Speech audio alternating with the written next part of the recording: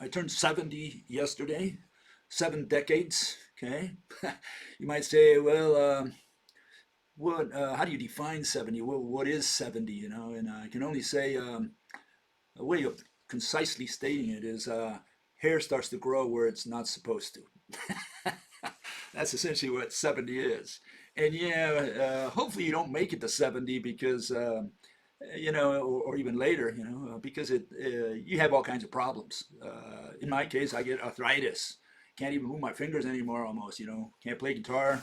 Used to play better, but now the fingers are molasses. They move a lot slower. And other people have other problems. So if you're in your 20s, don't look forward to it. There's no future in aging, okay? Okay, now the question is, will I live? Here we're going to talk a little bit about extinction. And the question is, I'm 70, will I live another 10 years? Will I live another decade? And there's two possibilities. One that at least in that context, right? One is that I won't make it to 80 because I die earlier for whatever reason. And another one is that maybe the global economy collapses as we propose here, and we have the extinction of man, and I'm included within that species. In other words, which will come first? My regular death, the one that maybe Mother Nature scheduled for me, because my bones don't make it to the age of 80, or will it be the collapse of the global economy? That's the issue. Okay, and for this, I'm going to start by invoking a gentleman who was my hero a long time ago, about 40 years ago, to be pretty correct about it. His name was Carl Sagan. Okay, and I was admire of Carl Sagan primarily because he had good teaching techniques. Okay, he was a guy who talked calmly and so on, and that's something I envy in him. I'm a hothead. I use words like idiots, which I invented, and they're not in the dictionary, so don't look them up. And he probably wouldn't use that in public speaking, right? He was a little more gentlemanlike than I am. Okay, so Carl Sagan, he was one of my heroes, right? And but I stopped having him as a hero because even though he was a great teacher, and I think all of you who knew him or heard him or saw him will agree with me that he talked, calmly and got his points across. Why did I stop being an admirer? And now I'm even embarrassed that I was an admirer of his because he talked nonsense. Everything that came out of his mouth was absolute bunk, nonsense, poppycock, everything. Okay, and here let me just point out a couple issues. Okay, he became essentially a caricature of science, as far as I'm concerned. Okay, he vouched for quantum mechanics, general relativity, and string theory, all three of which are bunk, nonsense. The explanations given in these three religions, they're not even religions. I don't know what to call them. They're irrationalities. They're all irrational. All the explanations given by these people are irrational. And they're not even embarrassed by it. They think that humans are not supposed to understand how the universe works, that our minds are a little different than Father Universe's, so we don't think like he does, so we can't understand him, he doesn't understand us, and that's okay because we're just petty humans, etc., etc., etc. Some people believe out there, some of these idiots, that humans will never discover how this universe works. It's just too grand, too infinite, too big, and we're so puny, our minds cannot comprehend it all. This is what these people have been taught, or this is what they've been led to believe. This is what they believe in. Okay? And I think Sagan was somewhere in there. I can't say that he was really in there, but he did vouch for quantum mechanics, general relativity, especially those two, mathematical physics in general. And all the explanations there are bunk. If you looked at his series Cosmos, it's a synthesis of these of mathematical physics, essentially. Okay, and yeah, mathematical physics is total bunk, nonsense. Okay, we don't care about the equations. We want to know the explanations of how the universe works. And in the end, they always say, well, that's philosophy anyways, ontology, metaphysics, whatever they call it. They dismiss it. And so, like I wrote a paper the other day in Quora, why did they even attempt to explain, how this universe works? Why did they try to give an explanation, a physical interpretation to their equations, if they're at the end going to say, well, by the way, because when you challenge them, you say, well, hold it, you said some nonsense there. Yeah, I said, all that is philosophy anyways. It's not part of physics, not part of science. So, if you want to know how a magnet attracts another, they say, well, that's philosophy. Yeah, just like you heard it. They say that's not part of physics, that's not part of science, because we'll never know, and you know the mind of Father Universe is very different than ours. We don't comprehend his ways, and blah blah blah. All they want is measurement and equations, and they call that science descriptions. The other thing I objected to Carl Sagan eventually, because I was there as well. He was an atheist, and I used to be an atheist.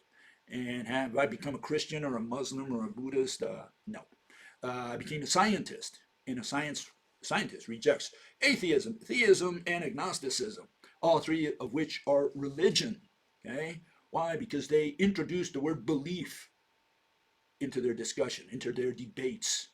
So, you know, a theist might say, I believe in the existence of God. And the atheist might say, I don't believe in the existence of God. And I don't think there is a God. You know, anyway, they want to say it. I've proven, I know for a fact that God does not exist. And agnostic might say, well, I don't know if God exists. I haven't made up my mind. I don't know what tests we could run to prove the existence of God. All these three lines of thought are irrational. All we had to do all these years was define the word exist. Of course, you got to define the word God, but more basic yet is the word exist. What does exist mean? And no one in the last 3,000 years defined the word exist, and so they've been running around in circles saying, well, God exists. No, God doesn't exist. Well, what did you mean by exist? Oh, we don't know, but God exists. So this was the problem. But then the other issue is that Carl Sagan was involved with SETI, and this is the Search for Extraterrestrial Intelligence. In fact, yeah, he was one of the guys who sent a little thingy out there with the one of the probes to see if maybe the Martians somewhere in the universe could get a hold of it and know that we're here. You know, where they try to give them directions to our planet. So he believed that, you know, not only were there people out there, which is very likely, right? People like us, intelligent beings, right? But not only that there are beings out there, but that maybe we have a chance of contacting them. And for this, you know, you have this search for extraterrestrial intelligence, and they listen in to see if they can hear or, you know, somehow pick up waves coming from another planet. Okay, some signal that someone sends us, you know, the bottle in the ocean kind of thing. Okay, and in that regard, again, I think he wasted his time. I don't think there's any chance whatsoever that we will ever hear of another civilization. The good part about that, which is the one I will credit Sagan with, and I'll still stand behind him on that, is that he made a little comment. He said, can you imagine if we were to contact another civilization? We finally made contact with another civilization. Can you imagine that? Someone talking to us from another planet somehow, you know, that we communicate and we try to figure out their language and etc. And we eventually end up talking somehow, even though they're far away. And this would be interesting for one thing that Carl Sagan mentioned, and that was that it kind of would unite the world. Okay, so today you have three empires, you know, and these are the three empires that we have today. We have the Russians, we have the Chinese, and we have the Americans, and they have each either strong military or strong economics, you know, and so they are the ones who essentially govern the planet. We have three empires today. And yeah, they look more or less like this. Okay, here we have the three empires. Okay, Russia, United States, and China. And right now, you know, these three groups essentially don't trust each other. You know, and they might even go to war further on. And what if Mr. Sagan was correct, and instead of competing and fighting, you know, they work together, and they would work together, maybe because, you know, we contacted another civilization, like Carl Sagan says. I don't think that will ever happen, but what if there were other reasons? What if we realized that we're the last humans on Earth, and the heads of state kind of came down and said, okay, hold it. You know, if we're the last humans on Earth, maybe if we work together, we might able to maybe not avoid extinction, which I think is impossible to avoid it, but maybe work together to prolong our stay on the planet. What things could they do? Okay, so this is what I have in mind. Okay, is there anything that governments can do? And let's see if I can give you a hint of what they might be able to do. Here it is. Okay, Let me make this smaller here. I don't know why it's so big. Give me a second here. There we go. And these are three things that maybe governments could do if they work together. Okay, we're not talking about the rich here. We're talking about implementing some kind of policy that would prolong the lives of humans. I'm suggesting that we should not have any more babies. Tell women, hey, we recommend that you have no more babies. You say, Bill, that goes against your theory, doesn't it? I mean, we need more consumers, right? Well, right now we're producing consumers for services. That's all we're doing. We're creating more and more services and not producing any real stuff. In other words, the real stuff, the tangible stuff, is becoming a smaller and smaller percentage of global economics. What is growing is services, and within services, not the hands-on services like, barbering and landscaping, stuff like that. What's growing now is internet services. Everybody just opens up a YouTube channel or whatever channel, Instagram, and they try to make a buck, getting ads primarily, and so it's and what are these services? They are all entertainment. They're geared towards entertainment. We're running the world on entertainment. Is that why we want to bring new generations of children into the world so that we have a world, they live on a world of entertainment? No, we cannot run the world on entertainment. We are headed to extinction. And all I'm saying is let's prolong it, and therefore we have to make some drastic decisions, one of which is let's stop having babies so that those who are alive today can live off their lives as far as we can, and we will not have a new generation of babies to grow up and to simply become extinct very, very early in life. That would be more of a tragedy, in my opinion, than not having them to begin with. That's one suggestion. Okay, I know you'll kill me or wring my neck for that. No problem. I'm just giving you my opinion of what would prolong, okay, our species from dying sooner. That's the issue. Found new cities. I just came from Argentina, and that's my country, and it's a big country. It's an empty country. It's only got 45 million people. It's the eighth biggest country in the world, and the whole South Patagonia is empty land. What if we could take some of the people from the cities and found new cities out, the existing people, right? Not create new ones, but just move them from the cities with some kind of incentive so that they go to the middle of nowhere, give them land, and instead of, producing services, goods would be okay, but not services, but instead of that, have them produce agriculture or, cattle ranching or whatever. Canada, empty country. Australia, empty country. Russia, empty country. We have lots of empty land on the planet, and our population is really declining. But right now, not only is the population declining, what we have declining is something else. We have the decline of manufacturing. Okay, this is global, and you can see manufacturing is going down. The rate at which we're producing tangible stuff is going down. We say, well, services are becoming a bigger percentage of the global economy, but it turns out that services are also going down. At least they were until 2020. And I think that the whole global economy is gradually coming to a grind. It's to a friction. There's a lot of friction, and coming to a stop. Okay. And part of it has to do with the fact that we're not producing children, and I've shown that before. Here it is one more time. Population growth rates are scheduled to go down. They have been going down since 1963, the last time we had the highest level, which was about 2.3 global population growth rate, right? And now we're down to 1. I think we're below 1 right now in the year 2020, 2022, thereabouts. And by mid-century, it's supposed to be somewhere mid-century, we're supposed to reach 0 population growth, okay? And that's bad because it means there will be no demand in the future. And that means it's going to take us to a point where a lot of companies will fold. Okay, that's what I predict will happen to the global economy. I don't think we can avoid it.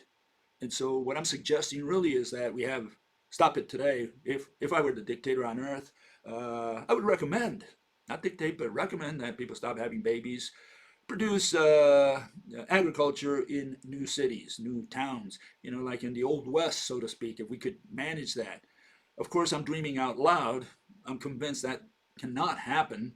I'm just saying that it would be nice for it to happen because that might change the length of time humans live on the planet. That's all I'm suggesting. There's a book I read some time ago. It's known as Grow or Die. It applies to any economic system, whether it's a company, country, or the world. Okay, you have to grow or you die.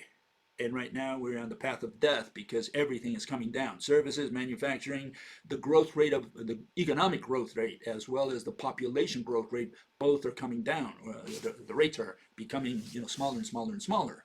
And this fellow says the following, says Dr. Land's theory of transformation, a cornerstone in the strategic planning and organizational transformation of corporations. But he says, at the root of the principle lies a single concept, growth. You have to have growth. The most basic and universal of drives through which all biological, physical, chemical, psychological, and cultural processes are intrinsically equivalent. You have to have growth.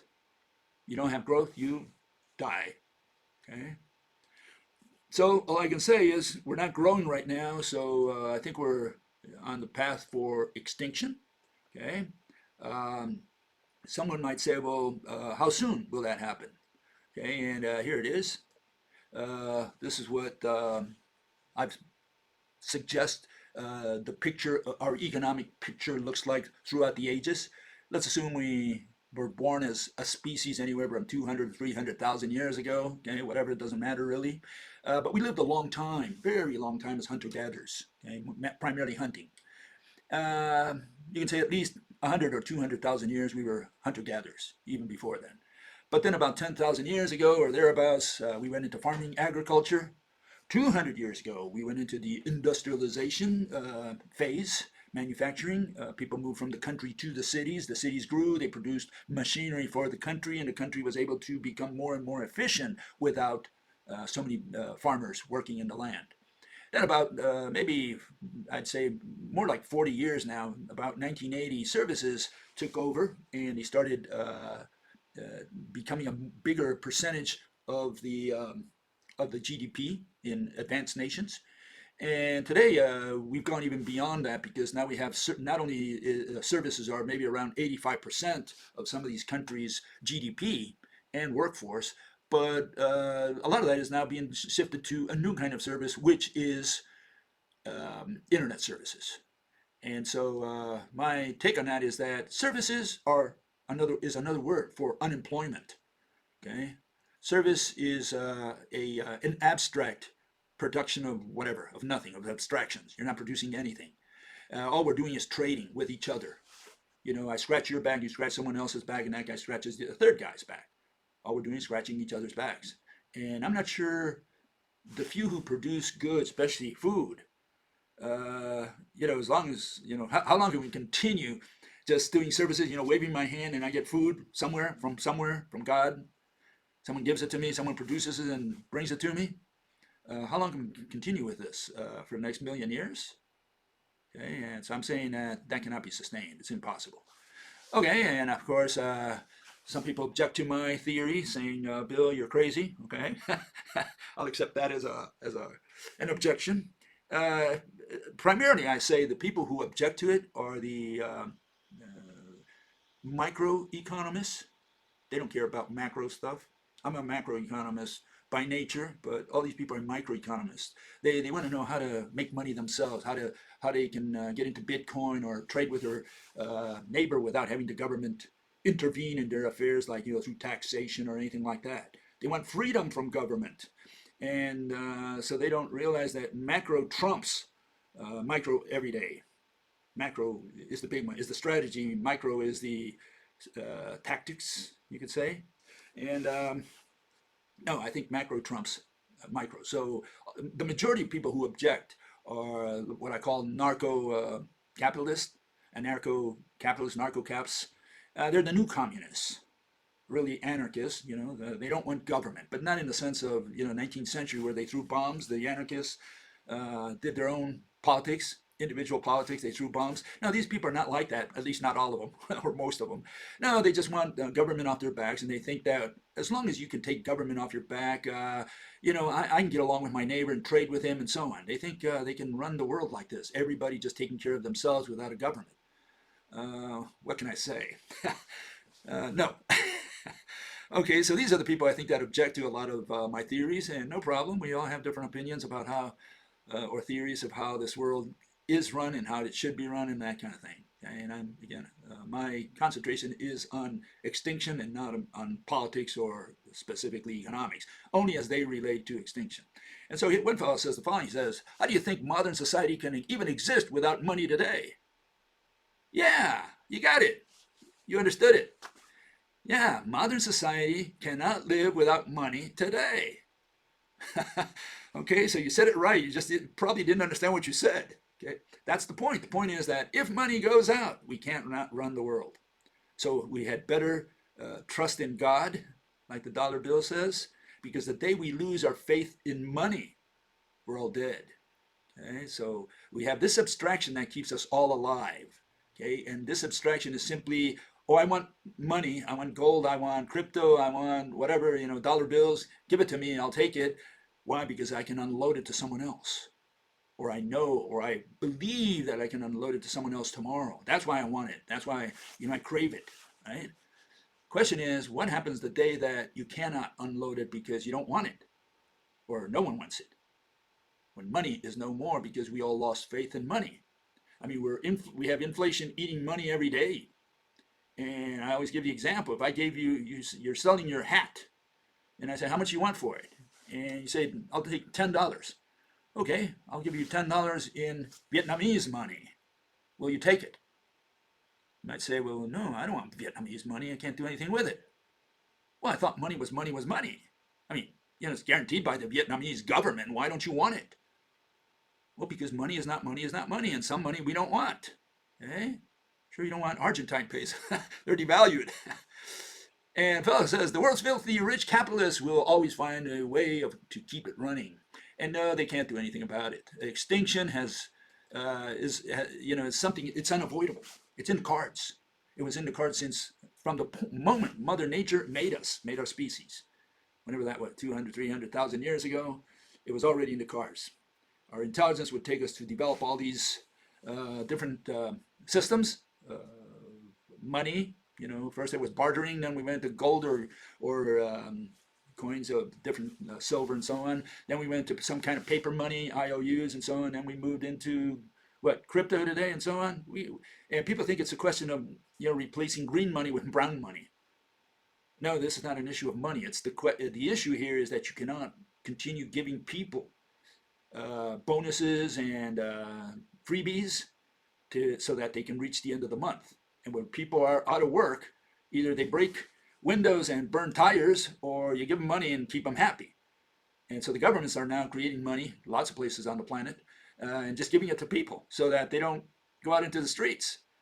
And the less work there is, the more unemployment or the less employment there is, and the more the government has to fill in that hole by creating money.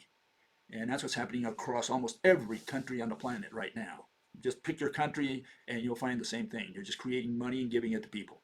And I'm not sure that you can do that. Fewer and fewer workers maintaining ever greater and greater people who live off the system, off the grid. That's got to crash at some point. At least that's my theory, saying that we cannot avoid it. Okay? And someone says a global economic collapse isn't what happened to the dinosaurs. Absolutely, yes, that is what happened. All animals have economics. They all manage one resource specifically, and that is food. I don't know any animal that does not manage food. And that's what economics is. It's the management of resources. Okay, so all animals manage food, and carnivores manage the herbivores, and the herbivores manage whatever's on the floor, green plants. And what happens is that the green plants disappear, the ones that the herbivores ate. And that takes care of the herbivores, which indirectly takes care of the carnivores. That's what happens in a mass extinction. Plants disappear. Why? Because they went through their cycle, their millions of years cycle, and at some point they got to go. When you got to go, you got to go. Humans are omnivores. Has nothing to do with it. Humans can process pretty much anything into food. Again, nothing to do with the theory. This is not an issue of whether we can eat anything that's out there. This is an issue of when, not if, but when the global economy collapses, when money is no more, trade is no more, there is no commerce, everyone's on his own. When everyone is on his own, people will be killing each other.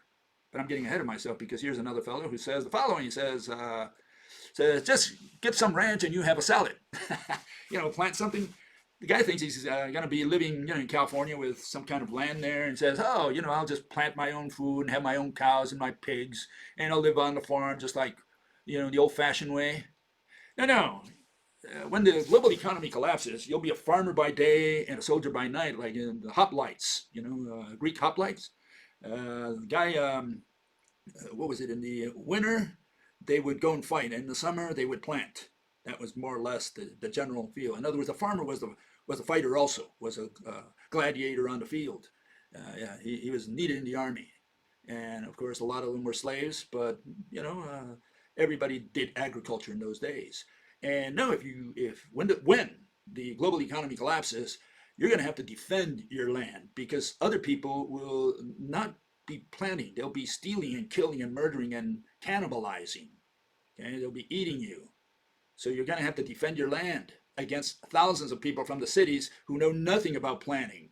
So you say, well, I'm just going to retire, good Mar-a-Lago kind of thing, your own plantation, your own farm. Think again. You're going to be fighting 99% of the time, and whether you have any time to plant and to harvest, I don't know. That's up in the air.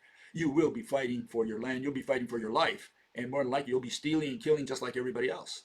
So no, this notion that you're going to have your own salad, your own lettuce, tomato, I don't think so.